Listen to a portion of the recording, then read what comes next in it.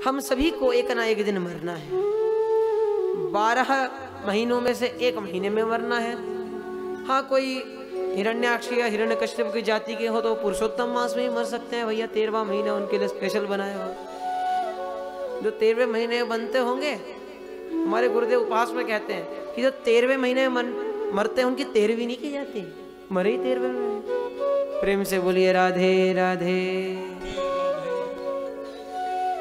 7 दिनों में से एक दिन में मरना है, 24 घंटे में से 1 घंटे में मरना है। हम सभी परीक्षित जी की भांति म्रियमाण हैं। म्रियमाण में शानच प्रत्यय है, मतलब अहम गच्छन पठामि, मैं चलते हुए पढ़ता हूं। तो यहां मतलब मरते हुए का क्या तात्पर्य है? मरने वाले का नहीं, मरते हुए का। हम सब भी मरते हुए हैं। मरते हुए मतलब क्षण क्षण मर रहे हैं। अब से 1 घंटे पहले जो हमारी जिंदगी थी वो मर चुकी है, अब आगे की जिंदगी हम जी रहे हैं। जिस प्रकार रेत की घड़ी पहले आती थी, आप लोगों ने देखी होगी, उससे धीरे धीरे जब रेत खिसकती है तो ऊपर की रेत खत्म होती जाती है, नीचे रेत भरती जाती है।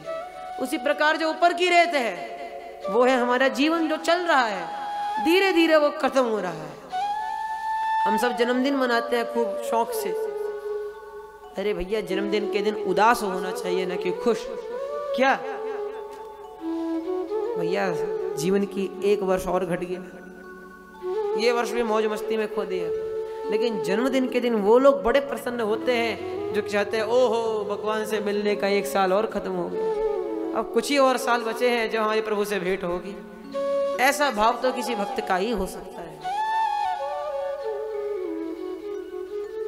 इस भाव को तो कोई भक्त ही धारण कर सकता है।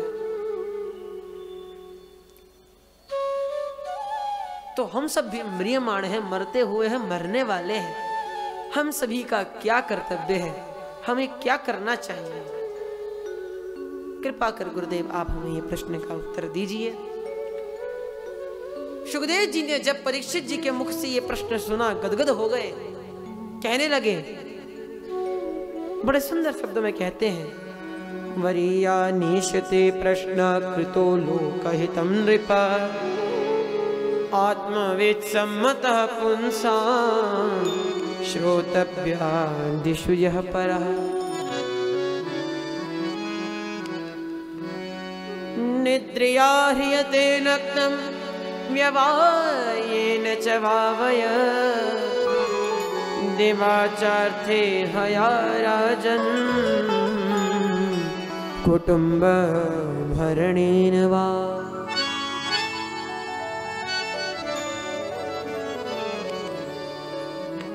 वरीयान एषते प्रश्नाः, वरीयान बहुत अच्छे बहुत अच्छे, एषते प्रश्नाः कृतो लोकहितं नृप।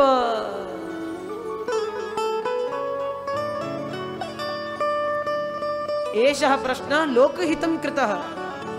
आपने ये प्रश्न अपने लिए नहीं पूछे, आपने ये प्रश्न लोकहित के लिए, जगत कल्याण के लिए पूछे हैं। कृतो लोकहितं नृपः आत्मविद सम्मतः पुंसां श्रोतव्यादिषु यः परः।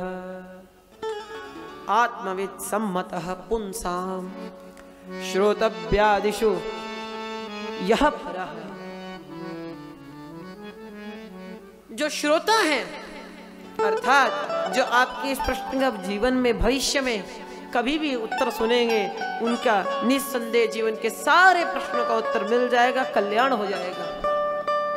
किंतु हे राजन, जिन्हें लोगों के विषय में प्रश्न पूछा है, जरा ये तो जान लो वे लोग स्वयं कैसे हैं। लिखते हैं व्यास जी महाराज, क्या कहते हैं? निद्रया ह्रियते नक्तं व्यवायेन च वावय दिवाचार्थे हया राजन् कुटुम्ब भरणेन वा। लोग निद्रिया निद्रिया ह्यते नक्तम व्यवायेन च भावयः। ये लोग सोने में व्यतीत कर देते हैं और दिन में अपने परिवार का लालन पालन करने में लग जाते हैं। भजन करने का इनके पास टाइम नहीं है भैया। निद्रिया ह्रियते नक्तम व्यवायेन च भावयः। व्ययः निद्रिया व्ययायते। वैज्ञानिकों ने प्रमाणित किया है, समस्त सृष्टि के जितने मनुष्य हैं, चराचर की बात नहीं कर रहे, जितने मनुष्य हैं वे मनुष्य अपनी आधी जिंदगी सोने में बिताते हैं। हम सभी अपने आधी जिंदगी सोने में बिताते हैं और उस जो बची हुई आधी जिंदगी है उसे सोने के लिए बिताते हैं। आधी जिंदगी सोने में बिताते हैं और आधी जिंदगी सोने के लिए बिताते हैं। दोनों में सोने का अंतर अलग है। आधी जिंदगी तो निद्रा में बिताते हैं और आधी जिंदगी स्वर्ण कमाने के लिए बिताते हैं। तो आधी जिंदगी सोते हैं और आधी जिंदगी सोने के लिए खोते हैं। प्रेम से बोलिए राधे राधे राधे राधे। उस जिंदगी का, उस जीवन का हम व्यय करने पे लगे हुए हैं जिसका कोई भरोसा ही नहीं है, जिसका कुछ पता ही नहीं है। ये जो दीप जल रहा है ये कब शांत हो जाएगा।